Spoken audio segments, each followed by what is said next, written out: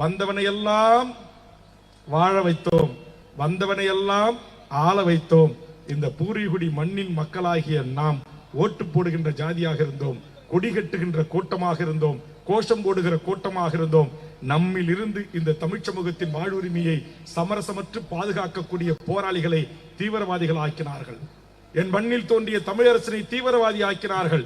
உலக பூமி பந்தில் வாழ்கின்ற 160 நாடுகளுக்கு மேல் வாடுகின்ற என் தாய் தமிழ் தொப்புள் கொடி உறவுகளின் ஒற்றை முகவரி மேதகு வேலுப்பிள்ளை பிரபாகரன் என்கிற மகத்தான மாபெரும் தலைவனை விடுதலை புலிகள் பயங்கரவாதி என்றார்கள். நான் கேட்கிறேன், எதுடா பயங்கரவாதம்?